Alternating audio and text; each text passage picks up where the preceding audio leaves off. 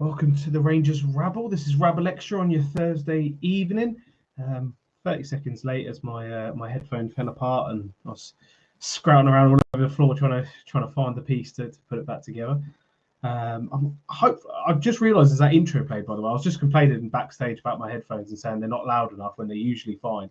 But I've just realised that intro played. It is definitely something going. My volume's at max, but for some reason I can't hear very well. So whether my ears are going or my headphones are going, we're about to find out as we go on. It's not an EPL show, by the way.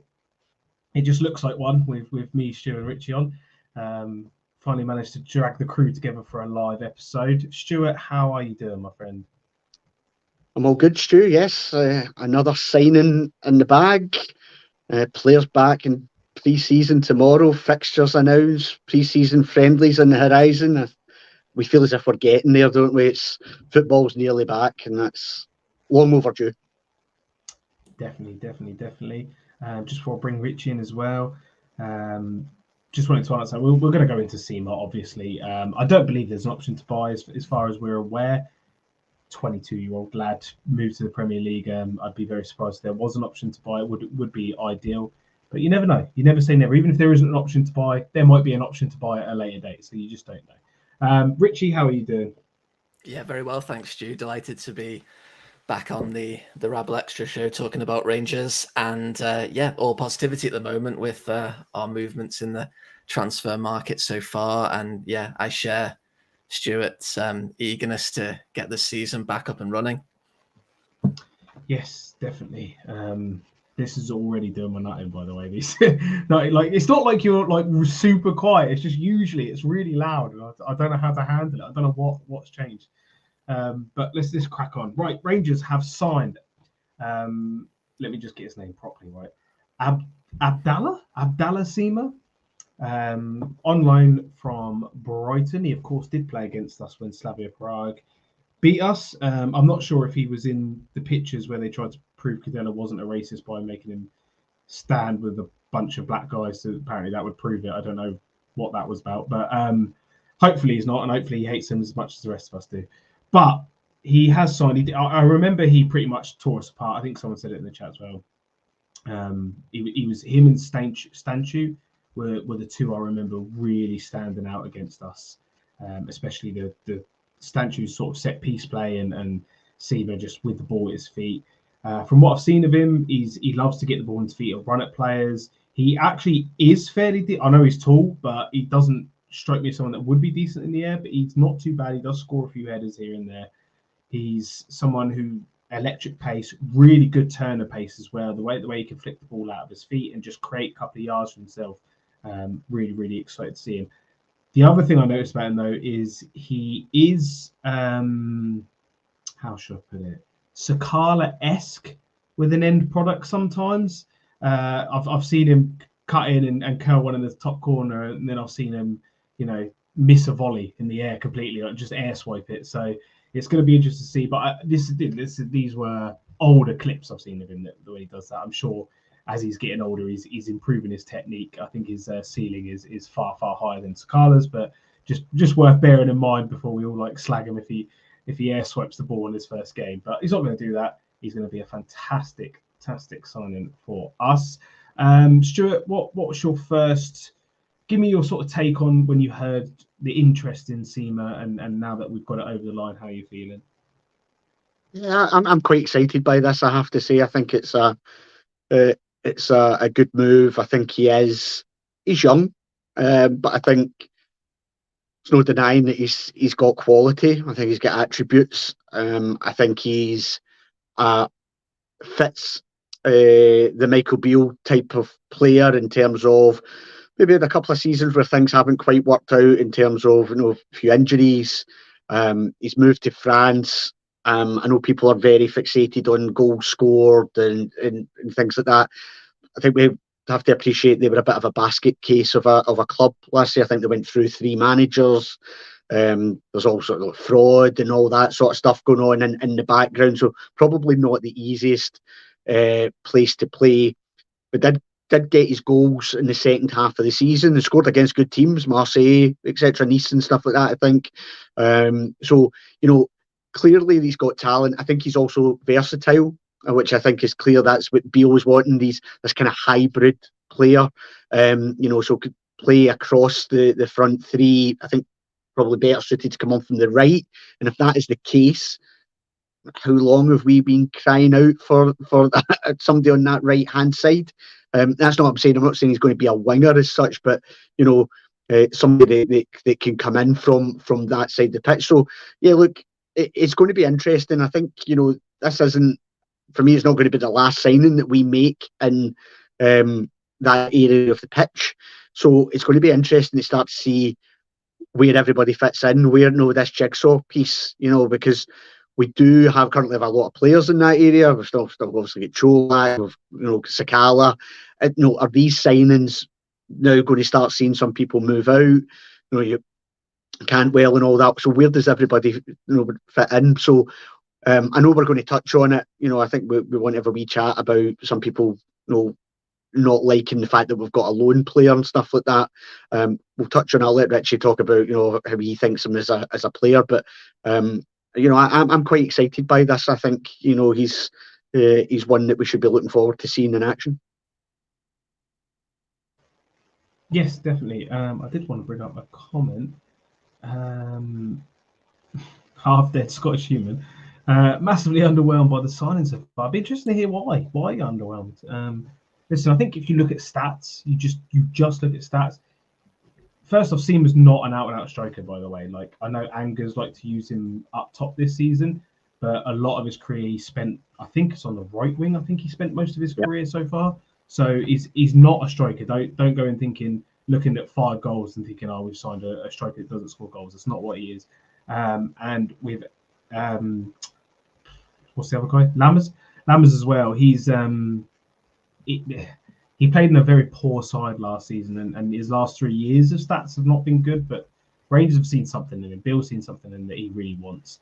He can play as a number 10, which is already mentioned. He's very good at linking the play. I'd put my house on us signing an out-and-out goal scorer to come, whether that's Dessers or whether we're pinning that on Danilo. I don't know, but that will come as well, I believe. So I'm actually quite excited by what we've got so far. But just back onto Sima then, Richie. Sort of same question to you. We do the EPL show, right? So we wax lyrical about Brighton's sort of recruitment policy and just how well they get these players and for the money they get them for. Is it a good sign? I mean, you were just saying, well, both of you, I think it was Stuart actually was saying before we come on air, that it would be a good thing to have a good relationship with Brighton and maybe build something for the future there. Whether that's, we don't want to just be a feeder club, because Brighton obviously are not a bigger team than Rangers, but they do play in the Premier League. That's the problem. We wouldn't want to become a feeder club, but it would be good to have a relationship with them, whether that's to share scouting knowledge or whatever it be, and pick up some of these gems for ourselves. So for me, if Brighton have seen something in this lad and Bill's seen something in this lad, then we should be excited, right? Yeah, I mean, I'm certainly fairly excited by it. It's one of the most exciting signings for me so far. I mean, as you say, Brighton have got a very good track record of picking up relatively unknown players and then either sort of leading them into their squad through the years by sort of loaning them out to other clubs initially or putting them straight in. We've a good example of fairly recently is Karu Matoma, who not very many of us had heard of, admittedly in a different position on the sort of left wing, but he's absolutely set the English Premiership alight this year following a loan spell at USG, who we all know very well from last season. So I think that there is quite a lot to be excited about. He, as Stuart said, he's not an out-and-out striker, although Angers played him in that position last year. And I think it's important to note, similar with some of the discussions we've had with Dessers, you do need to look at the teams that these players have been playing for and the way that they set up. I mean, if Sima's been playing in predominantly isolated up top in a low block, then he's not going to have very many opportunities, particularly if that's not his strongest position. But we've seen enough to suggest that he's got fair amount of technical ability. And certainly it's fair to go with the narrative that, Brighton don't get too many of their projects, too far wrong. This will be, sort of his best opportunity to prove what he's all about in the last few years, because he didn't have it looked on the face of it like Stoke City might have been a good fit for him in the Championship in terms of the possession that they have in games, but he was hampered by injuries and didn't really get going, and prior to that he was only able to make one cup appearance for Brighton. So of course there are questions to be answered, and I don't think anybody sitting here could suggest that we've got a sort of bona fide 15 to 20 goal forward player who's going to put in a similar number of assists as well. But to be honest, I'm not sure that really necessarily exists quite clearly in the kind of markets that we're looking at. And loans aren't ideal, and I know some people like having an option to buy. We've recently been, well, you could say stung with it or otherwise. I know there was a little bit of a kickback, but ultimately, if he plays well and he contributes to a winning side that's able to regain the league, then I'm sure there'll be a conversation about whether he would like to stay or if that's viable. Because there's definitely, on the face of it, and Brighton aren't a bigger side than Rangers. Of course they're not, but they're on some streak at the moment. They've just come off the back of a season finishing 6th in England, and they're embarking on Europe for the first time this season. That there's going to be somewhere between what we might view as success and what Brighton might view as not quite good enough to survive in the Premier League.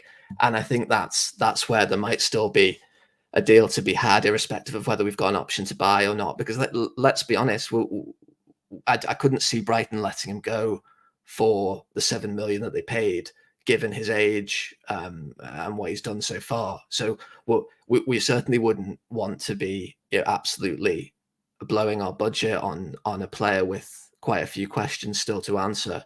I am excited, and we'll see what he can do. And he certainly gives us more options. And that's what I'm kind of most excited about with a lot of these signings. It's not so much the individual names, but it's the options that they're going to give us in games.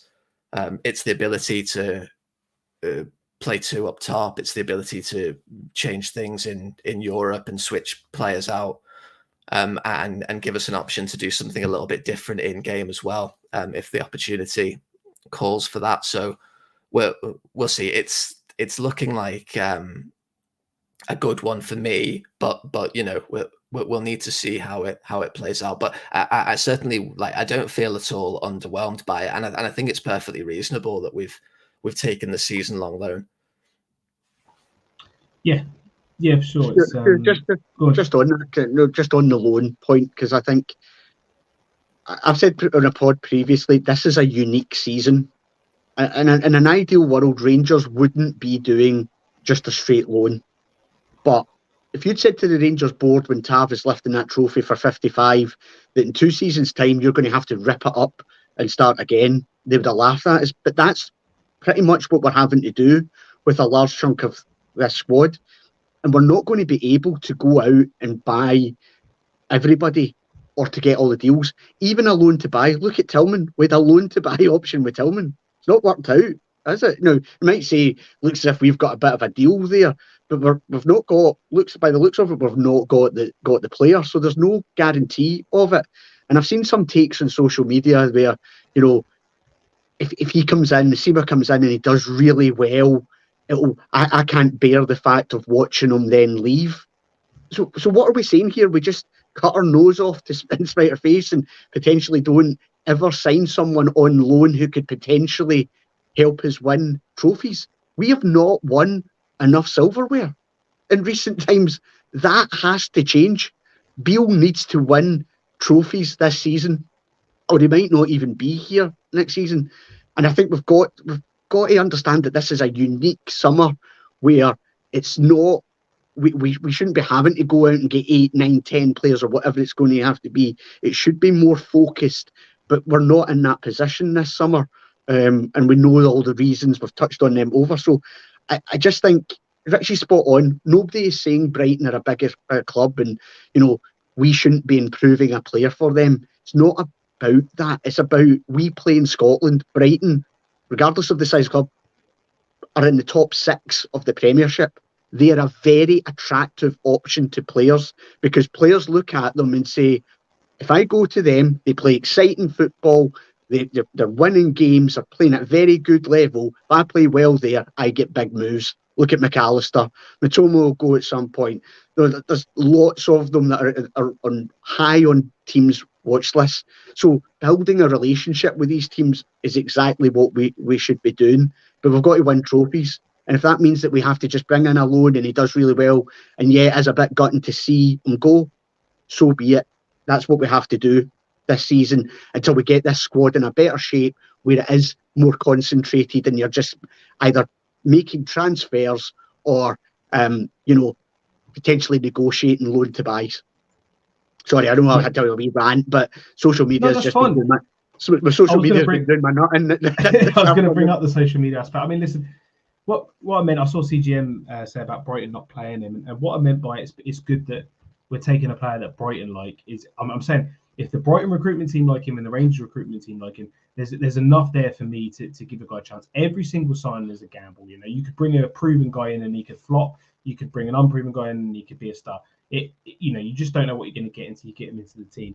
With Sima, he has all the attributes, and like Stuart just said, Brighton play a very specific way. They like to be on the front foot attacking team, and they've signed Sima because he fits that philosophy.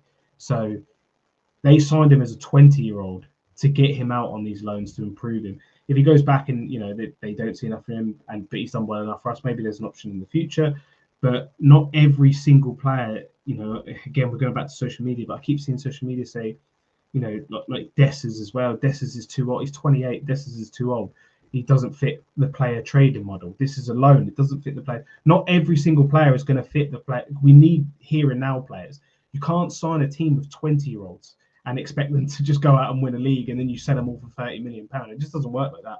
So we need players that can come in that have got a bit of experience behind them. Obviously, I'm not saying like Sima's a bit different, but he's got, experience in terms of Brighton have come in and taken him. He's already done well in Europe for Slavia Prague.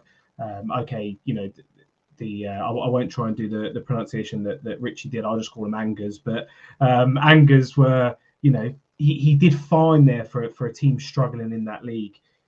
This is now the next step for him, and putting him in a team that are going to be on the front foot for the majority of the games is going to be a big thing. And I think that's what Bill and our recruitment team have seen in him, as a player that already has that ability. Now we can put him in that environment where hopefully he's going to flourish. Onto social media quickly, Richie. I mean, we were just discussing in the background about social media. It's not just Rangers social media. It's every team's social media that seem to get a bit funny when you're interested in certain players. Like I just mentioned this, I keep seeing someone going around on every post saying how we shouldn't sign Dessers. Dessers is awful. We should sign Danilo. Dessers scored more at final than Danilo did, but apparently Dessers' stats are poor, but then you don't argue stats when it's a weird one.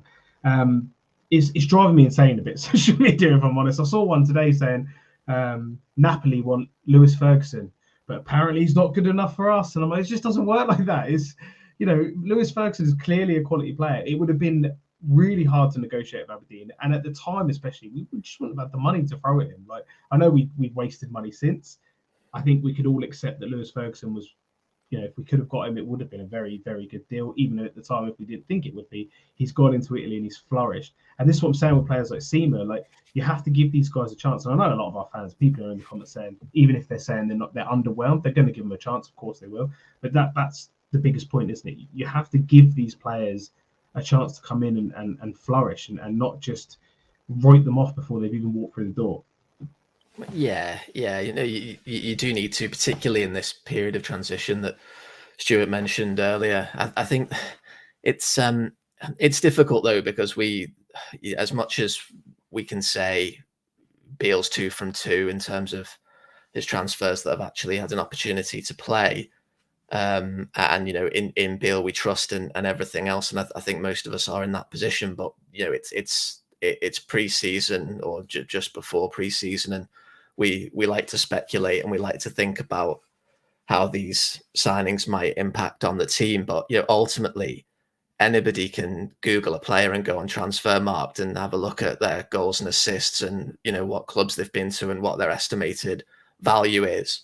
But that's being kind of a little bit, it's undermining the work that Beale and his team will go into in identifying these players which fit the system in its entirety in terms of exactly how he wants to play a system that we're actually not even completely sure about at the moment. I'm not too sure. We're used to the 4-3-3, but I could easily see if we get another.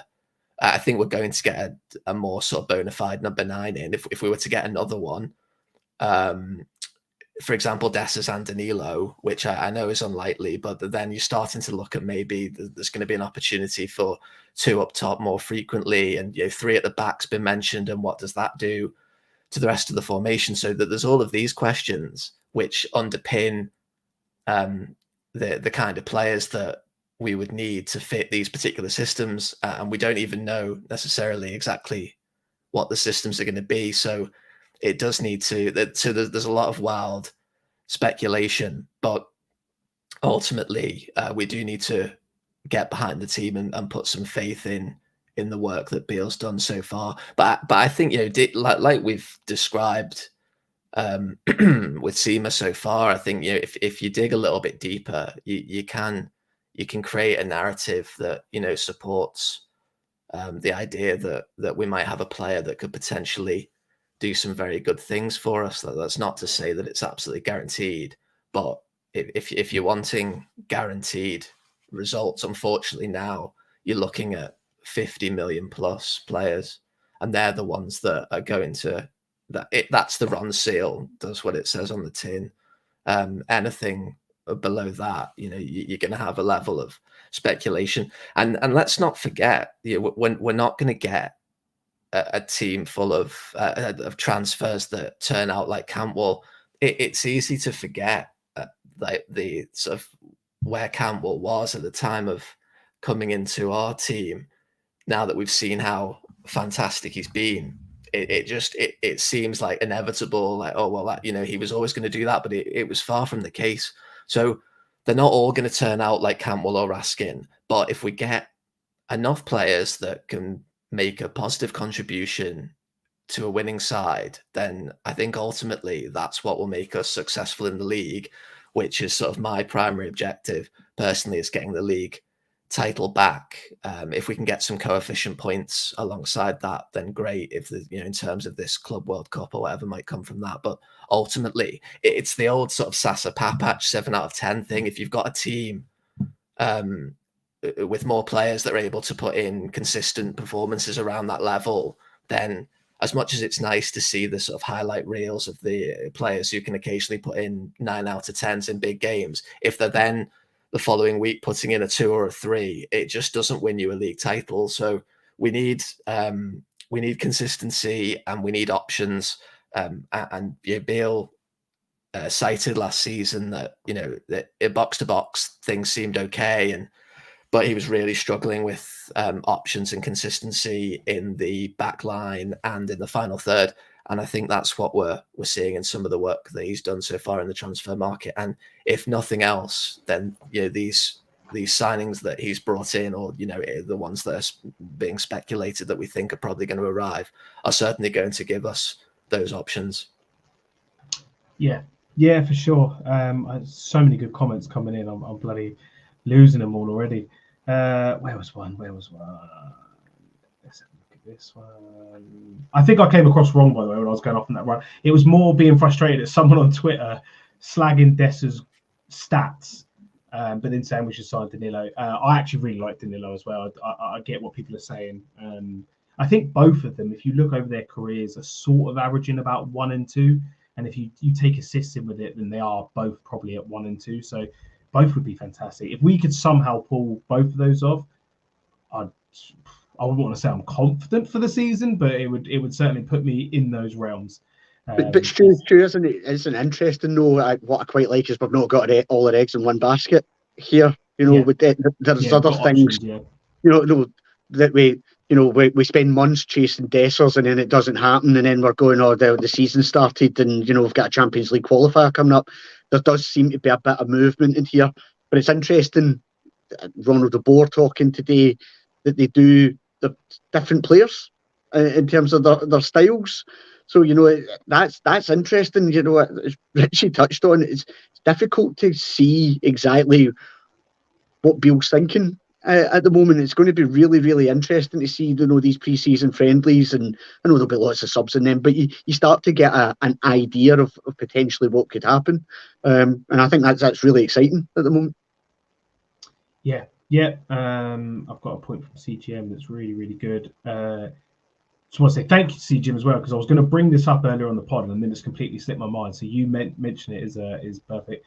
All our signings, Stuart, do seem to be big, powerful guys. Pace and power as well. We've still got the creative guys. Do you think that is something that builds? Do you think this is just pot luck that we're getting these players are coming with a bit of height? Do you think he's actually identified this and saying we need some physicality in both boxes, and it gives us an extra dimension as well? 100%. I mean, you look all across the top leagues, there are plenty of players in these top teams are tall, they're athletic, they're powerfully built, and we probably have lacked a bit of that. I felt over time. So I don't think it's a coincidence at all. I think there's a certain type of profile that the manager is looking at, alongside that versatility that I talked about. I think you're seeing players that can play in numerous positions. One of the things that came back to me today, actually, was thinking when the manager first joined, he talked about wanting to create chaos, in opposition final thirds. And again, that's where, going back to these players who they need to have a versatility, but also a physicality to them to be able to do that. I think he does want to play with that kind of high press, and put teams on the back foot. And I think we'll see a tough pre-season for the players, which I think some of the players will really enjoy, because I think the rumours are that under Gio, a few players didn't feel fit going into the start of the season, which is unbelievable given where we've been. So not a coincidence, in my opinion. I think it's something that the manager has absolutely looked at, and as you say, that works in both boxes. Yes, yeah, definitely. It's definitely something I'm really excited to see. Share that extra dimension, having. I think someone's already just said in the chat, the variety of goals we've already scored under Bill, now having, added physicality, added pace. We need to get away from our right back being our top goal scorer. Yeah, 100%. Yeah, completely agree. That cannot continue anymore. We've got, whether it's if a striker comes in and gets 15 goals, but that's supplemented by 3 or 4 other players getting into double figures as well, then we'll be in a very good place. I don't think we need a striker to get 30. If you do, absolutely brilliant. But if we can get a number of players getting into double figures, and our captain could still do that, I'm not saying to have just sit back, but he can't be our top goal scorer anymore. That needs to stop. Yeah, no, completely agree. I wanted to bring this one up, Richie, and I think a lot of people agree with this. 7 mil or even 6 would be crazy for a 28-year-old that's 29 December, talking about Cyril Dessers, of course. Now, 7 mil, 6 mil, I think is crazy for us on any signing, just because of the market we work in and the finances we work with. If the money's there, and if we're saying that there was ring fence money for Tillman that maybe is going back into the squad now to spend, is 6 million absolutely crazy for a 28-year-old when realistically strikers probably hit their prime at about 28? And you're looking at a top quality striker until 32, 33. I get the resale value, we wouldn't have any really, But if you're getting a guy that comes in and fires, 20, 25 goals for you in the league and is a big part of you going on a run in Europe, surely 1 or 2 seasons of that pays back that money. Yeah, well, yeah, I think I mentioned it on a previous pod, but it's kind of budget dependent as to how crazy it might be, and how many other gaps that we still need to fill, or that the manager thinks that we still need to fill. I mean, I think there's probably that there'll be scope to meet somewhere in the middle of our what was reported as our initial offer and their valuation of the player, but yeah, it certainly seems at the high end of what I think we should be shelling out for a player, and yeah, we can't completely ignore the age. But in terms of the scenario that you put up there, I mean, of course, like if we had an inclination that he had 20 to 25 goals in him and could contribute to a European run, then that would be small change. But there's just considerable question marks. And having said that, though, we've been able to do some really good business so far on a little bit of a shoestring. We've brought some players in on frees. I know we've got the wages, which we always need to consider in these things as well, as the fee itself. But we've got some money available. It just really, Dessers appears to be Beale's primary target, as far as I can tell. I mean, that's the rumor mill was alive in terms of that signature way before a lot of the other names that have been mentioned. So that makes me think that that's our primary target. And if it is, then I would be kind of supportive in shelling out somewhere around that kind of money, maybe a little bit less. But I'm still, that there's other areas that everything's gone quiet in the back line since talk of Trustee and others, and we've still got some work to do there. Particularly, like I'm really interested in his comments about playing a back three and the impact that would have on the team. So I think in terms of what I was saying with is it good value or not, it would be at the high end, but it could potentially work, and it all depends on what gaps he thinks still need to be filled. Have I answered that like a politician? It felt a bit like so okay, I'll say it's just about okay, but it would be at the very, very, very top end of what I'd be comfortable spending, and possibly a little bit over. 24th of July is when we find out our European tie beat Bot Boot. I won't get tired of saying that name. 24th of July. I believe the Champions League has officially kicked off now this season, hasn't it? The preliminary round with like teams from San Marino and things like that have actually kicked off. So the season has started officially. But a little bit longer till we find out our tie. What else have we got in there? There was something else I was going to bring up. Oh yes, Stuart, of course.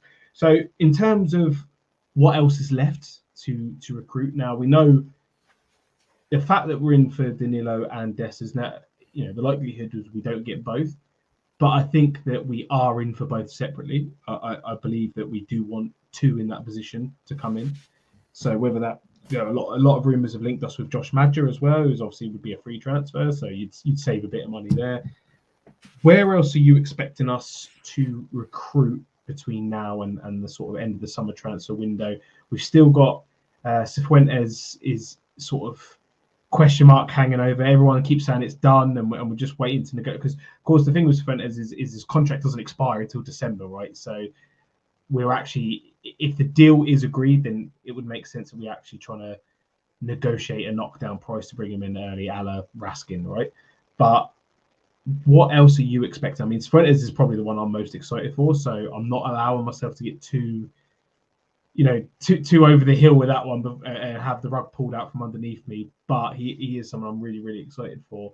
Where else would you think we are going to, or Bill's going to make a priority to get in before the summer transfer window?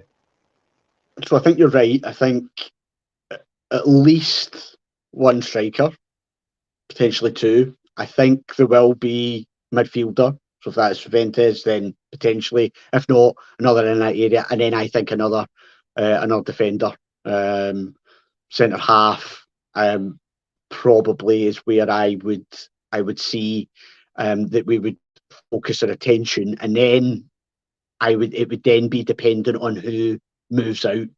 I think because if you move some people out, then you might find that he'll want to bring someone in to kind of replace, to just keep the squad at a level. So I think we will lose some players like Kamara, etc. But if we were to lose, say, a Cholak, a Sakala, a Hadji, or anything like that, right, he might find that actually, I want to bring in somebody else just so that there is a bit of competition in there. And that might not necessarily be someone that's maybe going to be a starter. It might be, a younger, dare say it, I might use a bad word here, it might be a loan, that might come in. But yeah, I think they're still in that kind of spine of the team. I would say at least three, if not four, with two being up top, one midfield, one centre half, is where I still think there'll be some business done. Yeah, Timothy agrees with you. I think 2 forward players, centre mid and centre half. Matt saying centre half, 2 strikers and a winger. There you go. Just having a look. I just wanted to bring up the squad quickly because it's not the 1st of July yet, but they're starting to add the names into our squad, right? So with all the players we've still got, our squad looks like it's about 40 players deep. Of course, we are going to have players leave the club. I imagine there's going to be players trying to move on as well. I'm sure that something will try to be worked out for Scott Wright. I believe he was very, very close to going down to Preston, but in the end, we were just a little bit away in terms of valuation of the player, or whether it was valuation or the actual instalments making up the transfer. I'm not sure, but basically that's why that one fell apart. Hadji is someone that people are mentioning. Richie, I mean, I assume most of these players are they're going to be in this bracket of they'll be given a chance, but if someone comes in for them, then we'll listen to offers, basically. Yeah, that's how I'm sort of looking at it, because the midfield, and I know there's a few names that are seemingly out of the door, but the midfield is looking very bloated at the moment, especially given that it was one of the sort of areas that Beale thought he didn't necessarily need to address in the first instance. Kamara, I'm sure it's just a matter of time until we get an agreement on that, an offer that meets our valuation or somewhere near it. Scott Wright, as you say, I dare say Matondo could go into that category as well. He doesn't seem to have been given much of a chance by the manager, and when he hasn't necessarily impressed. And then we've also got Tom Lawrence, who I keep forgetting about. But I'm really excited for Lawrence coming back as well. I know it's like a cliche, but that will almost feel like a signing. I did think at the back end of the season that Lundstrom would have been on the chopping block, but he seemed to be experimenting with playing him at centre half. So I think he might be one that's utilised if there's a change up in playing a sort of 3-5-2 or 3-5-1-1. 5-3-2 or 5-3-1-1. I know there's never really a block of 5, but in terms of the back 3 model, and I know it's not necessarily fashionable, but I just can't help but think that we need just like a big horrible centre half, or just like nullify all opposition threats from set pieces. Because I was just particularly against like a certain section of the league where you feel as if, like, if they were to hit us on the break and score a wonder goal, then you just say, well, that's fine, we'll just outscore you. But it just seems like that's such an area for me that we don't really have anybody that's really comfortable at sort of dealing with that. And then obviously that was compounded by like having goalkeepers that weren't comfortable coming for the ball as well. So maybe like that, that'll help. We've got Butland in, but I just can't, I don't know. I know it goes against sort of modern styles of play, but I just think we would really benefit from just a no nonsense, no compromise centre half, or just like we've got plenty of ball players in there. Suter seems to be quite comfortable driving forward with the ball. We know that Goldson's comfortable with the ball, and Davis is very comfortable with the ball. But that's just an area that, I mean, I agree with what Stuart was saying about getting a striker in, at least one, maybe two. I'm actually quite happy with the midfield. I think we just need to trim things down a bit.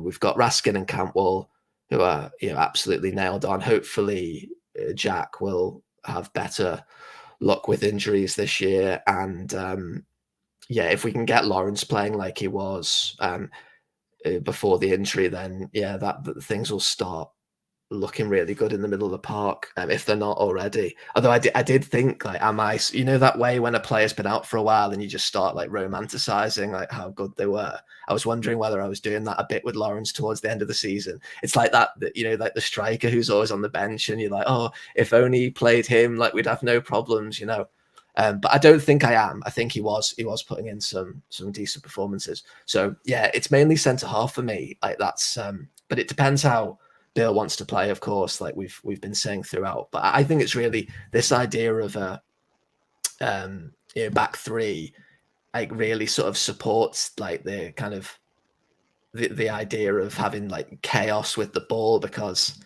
we can sort of you can quickly move. You can move say if you're playing like a 5-3-2. You could have your wing backs almost in line with the midfield, push one of your centre halves into the base of a diamond, push the central midfielder up into a number 10 slot.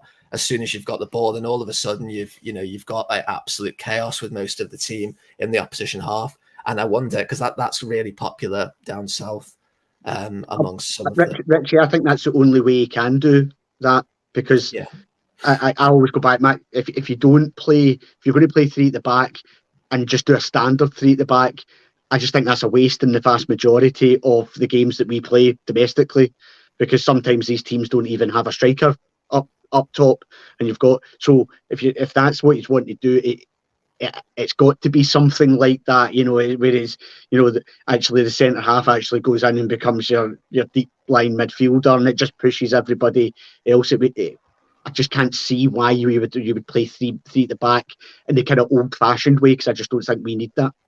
No, absolutely not. So I think that's the way it would work, and like we do need to start like looking at formations as kind of with and without the ball as well. I don't think that's done very. When you look on the telly and it's sort of like how a team's lining up, but nobody has one way that they line up really anymore. So I think that's kind of the way that we need to start looking at things, and that would certainly be interesting in some games. And then we'd still have the option to go with the more traditional 4-3-3 with some of the striking options that have come in as well. So no, I just can't wait to see how like things start unfolding in some of these friendlies, because we'll get to have a look at exactly how he's looking to use some of these new players, and I'm as excited as I've been for a good few seasons actually going into this one. Yep, I've got comments to catch up on. I just realised I can star comments now, so I don't lose them. That's good for me, because I do always lose them. RFC 56. If we don't sell Davis, we still get the centre back. I imagine pretty much yes. Like the lads are saying, I think Bill probably will at least dabble with a three at the back scenario at some point. I think it's something that he's very keen on trying. So we're gonna, although I don't think it's an absolute priority right now. I think he wants to get the sort of attacking area sorted first, because although you do build from the back, we've already bought Butland in. Lundstrom, and I've not been his biggest fan, Lundstrom is more than capable in a three to drop in, and because that's how he wants to play. He doesn't want to play a flat three. He wants to play someone that steps out into midfield, which should usually be your Suter, players like that. But Lundstrom can obviously cover there. So that's that one. What was the next one? I'll start down here. Is Suter not that type of player that Richie was talking about? Suter has actually surprised me at how good he is, not under siege, but just how good of a defender he is, because I followed Suter's career from when he was sort of quite young, and he was almost a centre midfielder that dropped back, and that's why he's so good with the ball at his feet, so confident, because he's played in midfield quite a lot. But I'm actually surprised at how good of a defender he actually is. Big physical defender, doesn't miss a lot with his head, puts his body on the line, which we saw that in the cup final when we played Hearts. The amount of times he was throwing himself in front of stuff, which is it's just the perfect type of defender. The only thing with Suter, and I genuinely really wanted us to sign him because I do think he's fantastic. He's homegrown. He ticks every single box. Just the injury problems. You're rarely going to get a season where Suter doesn't miss a little bit of it at least. But hopefully, you never know. Maybe he's just had really bad luck and now he's completely over it. That would be my hope anyway, because I do really like John Suter. Someone mentioned his Suter injured. He was injured in the Scotland training camp. He missed the first game, but believed then he came back into the camp after that, trained, and then he obviously come off the bench for the second game as well. So he appeared there. I think maybe the game being delayed by an hour and a half gave him a little bit more time to recover as well. Is Goldson still injured? Yes, Goldson, we are expecting to miss the start of the season, which is another reason why we think that, not that the defence is a priority, but if we can get a defender, he probably will step up the chase for it, whether that's Panzo or someone else, we don't know. But Goldson is expected to miss that start of the season. So whether we go with the three at the back... Just on that, Stu, I've said previously, I wonder if that's why you might see somebody like Davies, if he is going to go, it might be late on, because I wonder if Beale will want to keep Davies around for Champions League qualifiers if Goldson's not going to make it, just so he's got a bit of continuity in that back line, rather than it's just all new players and John Suter. I wonder if we might, because I think the rumours are still that Davies will go. I just wonder if we're maybe not seeing a lot of movement in that, because he's maybe waiting to just use Davies as a bit of cover until Goldson gets back. Yeah, it wouldn't surprise me either. Davies is obviously, listen, he's one of the sellable assets at the club. I know a lot of. I actually do like Davies. I think he is a good defender, and he is very, like Richie mentioned, he is very good with the ball at his feet. He also balances the defence, being the left-footed defender. So he's got a lot of attributes. It's just the two things that made me doubt him were, one, when he gets caught on a one-on-one, he's not slow, but when he gets caught on a one-on-one, it's like he's stuck in mud. Like, players just sort of seem to skin him with ease, which really surprised me, because he's so good at reading the game, so good at blocking balls and everything else. But just when it comes to a straight foot race one-on-one, he just seems to fall apart. And the other is, Richie was mentioned there, like having that nastiness in the team. You don't need it from every player, but I think sometimes he's maybe a little bit too sort of apprehensive when he's on the pitch, and we saw it towards the end of the season where he sort of not bottled it, but sort of didn't just go through and be a defender in a situation and just clear a ball and clatter someone. He seems like that might not be his type of game, but you need to have that side to you. And I think someone mentioned, and this might not be true, this is pure speculation, but someone mentioned that he is a confidence player, and he's someone that does struggle with confidence. So if I think people get on his back, which is obviously, listen, this is the Old Firm, this is Rangers, it's not really the place to come if you struggle with that. But if that's the scenario, then maybe it is best we move him on. I'm prepared to give him another chance, though, because I do really like him, and I think having interchangeable quality defenders is massive, especially what Rich's saying. We need that sort of dynamic formation where we can, it can change based on where we are with the ball, without the ball. I think that's the future of football. Unfortunately, you don't want to hear about this XG and XA and stuff like this, but it's the future. It's, people are very stat based, and having a rigid formation doesn't really work anymore. I think you've got to be flexible when you're doing that. I know they play with those inside wing backs that come into the middle. That does create chaos, because all of a sudden your right back's in centre mid and teams can't pick up the spare space. So I think that's something that the three at the back does certainly help with, if that's the way we're going to go. Fully trusting Michael Beale there. The only other link I've seen, Stuart, recently in terms of striking positions, Benny Traore is one that's sort of been mentioned a few times. Currently playing, is it Häcken he's playing with in Sweden? Yeah. He's a right winger, I believe, by trade, which, again, right winger / striker. So you can see why he's been linked with us. Like Rich said earlier, we like these versatile players that can play a multitude of positions. Currently sitting on 12 and 13 games for goals. He's been moved up front this season, and he's obviously taken to it like a duck to water, because he's scoring non-stop. But 20 years old, would cost quite a bit of money. Is the worry here that he might not be ready, and we don't have the money to spend on projects right now. We need to get this team built, get a core, get a foundation, then we add the projects, then we add these other little bits going forward. Yeah, I think that's exactly it. I've got absolutely no doubt that he will be on the list. I suppose it just depends on where he is on that list. And I think we're sensing that he's not in the top 2 at the moment. So whether or not that means if one of them falls through, he then becomes he's the next one available, who knows?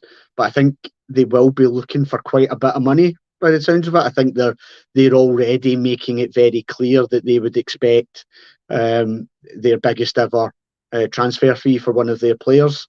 So you potentially, what was that, £4.5 to £5 million, if not more, that they'd be looking at. So certainly looks a player who has real potential. As I say, I'd imagine he's absolutely on the list of players that we have. But the only thing I think I'm always a bit wary when I hear that Rangers and Celtic are linked with a player, because that might well be the case, or is that an agent just giving it a bit of, because it's big teams and it gets his name out there. I don't know. Who knows? But certainly, look, you can't dispute that goal scoring record, and certainly something you would want to be keeping an eye on. But it doesn't look as if he is the priority at the moment. And as I said previously, this is a bit of a unique season, and maybe if this was another season where we had a bit more of a settled squad and we were just looking to bring in quality or potentially a young player that we might spend a bit, but because we think there's real potential of sell-on value, then he might be there. But we're not there at the moment. So I'd be surprised if that happens, given the fact that I think we've been talking, we're wanting 2, and there seems to be 2 ahead of him, on that list at the moment. Yeah, I think this is from the couple of ex-players I've had the pleasure to speak to in terms of the pod and stuff. They've said that 9 times out of 10 the old firm are interested are usually pie in the sky stuff that the agents use just to drum up interest or try and get the other one that are interested to bid. Wouldn't surprise me if we are both interested in players because we work in the same market, but apparently 9 times out of 10 it's very rare that we both go in for the same player. Someone did bring up another point here. So Timothy's raised a really good point here. If we sign Traore, got Sima, and we bring Dessers in, still have Sakala, we'd have no forwards during the African Nations Cup, which is always one of the sort of downfalls. It's a really good point because it's one of the downfalls of signing African players is when this African Nations rolls around, you lose some of your squad. The Premiership teams really struggle with it in England, but of course they're usually a lot better built because they've got so much money that they can sort of soak them up. We couldn't. Should we be planning around this? Because you can't really have 3 at least key players leaving halfway through a season, can you? No, it's not ideal. It's something that should absolutely be considered when considering whether to bring a player in, and I'm sure it's something that the team involved in doing that are thinking about. I mean, I suppose if we were to bring in all of those players, which I suppose is a big if. I mean, are we keeping older Cholak? Is Roof going to be fit? We'd still have Lammers. I don't know. But it would be a huge dent, and you've seen sort of examples of teams just like decimated by the competition. I mean, even high profile examples like Liverpool when they had Salah and Mane. And it's just it's a unique thing in terms of you being like slap bang in the middle of the season. But it would be something that we'd be really desperately looking to avoid, or at least making sure that we had some kind of contingency. But again, like we said earlier, if collectively these players were going to put together sort of 30 plus goals and a similar number of assists, then I'm sure we could probably swallow it at the same time. So it's it just depends really. But no, you wouldn't want to find yourself in a position like last season where we were trying to debate which kind of false nine could play as a lone striker, because we had no sort of recognised forward that could play in key games. That's what we don't ever want to be back there again, and that's been sort of mismanagement in previous transfer windows, hasn't it? So I just wonder, just because I've seen his name getting mentioned quite a lot in the comments, are either of you two like me and desperately trying not to get your heart broken by how good Kmart Roof looks in his Instagram videos at the moment in his training? Don't watch him. I refuse to now, mate. I refuse to. Because there's a player on our books currently. If only he wasn't made of chocolate, that would absolutely score the goals that we need. But he looks as if he's flying at the moment, and he looks as if he can't stop talking about how he can't wait for pre-season to start, which is probably Kmart Roof's not said that much over the last few seasons, because he's probably had an ache or pain somewhere in his numerous places in his body. So I'm trying not to get too excited by that. Yeah, and nobody's mentioning it, and it's like I keep thinking about it. It's like, in all of these conversations, well, we've still got Roof. You're seeing the photos that you mentioned, Stuart, and frankly, like, if he was fit, I know it's a massive if, but like, he's better than anybody that we've been talking about in the last hour, I would say. So that's it's the $1 million thing, isn't it? Can he stay fit enough to make a contribution? But he does. He's missed some key periods, and it's really hurt us. And I suppose we can't necessarily rely on that. But if those photos are anything to go by, it looks like he's absolutely flying. But you're only ever a sprint away from a breakdown, I suppose, aren't you? But we've got Doc Waller back in the door, so best signing of the season. Best signing. Doc is back. This is, it's no secret that we've had some issues in that area. Roof suffers with injuries, but listen, he played sort of 50 games for Leeds, 40 games for Leeds. In his first season for us, I think he managed 36 games, and then he was still getting these injuries, but not to the degree. Last season was a write-off. There was something deeply wrong, I think, last season, because it was happening too frequently. And Roof, with his body, I think was an unfortunate byproduct of, and Lawrence being the real serious ones. So hopefully, I'm not going to say he's going to stay fit all season, because John said, he's just not going to. But he is a ridiculously good player, and I know a lot of people are fed up with him, and maybe rightly so, because it's not maybe his fault, but you can't have a top earner sitting in the medical room all season. No, you can't. Just on CGM's comment, it takes him 4 or 5 games. I think he's played twice for Beale. He scored 2 goals. Roof scores goals. I think, and look at the Europa League final. He played for 10 minutes and caused absolute chaos to that Frankfurt. If he's, again, it goes back to, if he's fit, we win that trophy. I've got absolutely no doubt about it, because they did not have a clue how to deal with him when he was on that park. He's played twice under Beale and he scored 2 goals, I think. So I'm not sure I agree that it takes him a long time to get up to speed. But yeah, look, we know his problems. It would just be a great option to have. If you could, if somebody said to me, you're going to get 35 games out of Kmart Roof this season, thank you very much. I'd take that, because he's easily getting 20 goals, I would say, for you. Easy. Yeah, for sure. And I actually thought, he was, he's 30, man. There you go. I think he's just turned 30, or he was 30 not so long ago.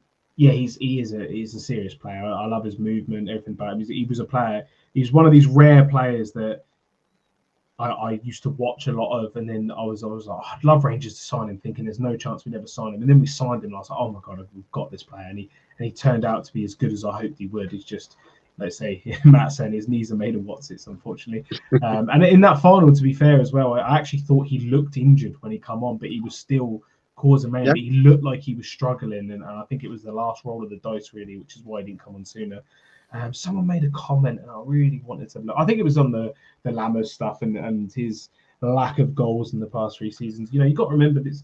Sometimes it clicks for players, right? Like, and I don't expect Lammers to be the goal scorer of the team. He will chip in with goals, but I expect he's going to be, you know, if he's playing up front, he's going to be the one of the two that is linking the play a bit more and causing a bit of mayhem in the box for other players.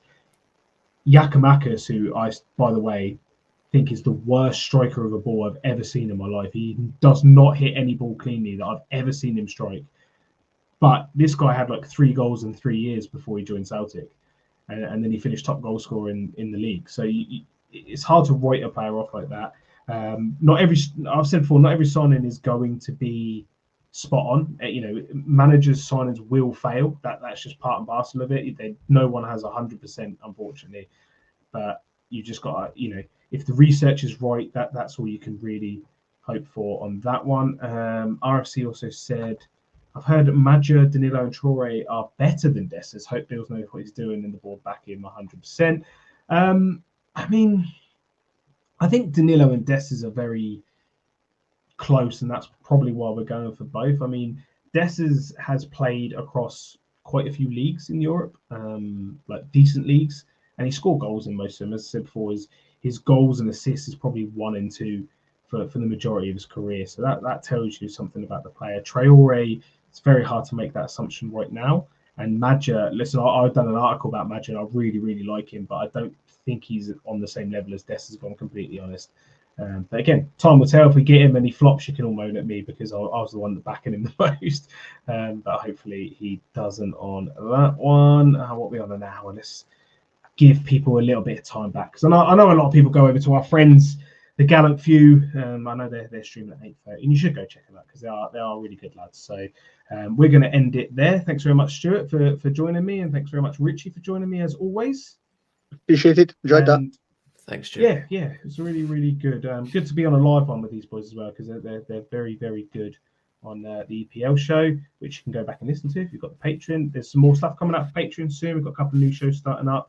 We've got the quiz Sunday, which I believe Scotty is writing and hosting the quiz this Sunday because he wasn't happy with his performance in the last one. So he's going to probably try and punish. He wants me and Martin to be in the guest seats. So he's probably going to try and punish us as much as possible. Last one from CGM. I believe at this moment in time, Dessers is better than Madja, and I really like Madja. I believe they're both very, very good players. I'd be happy with either one or both.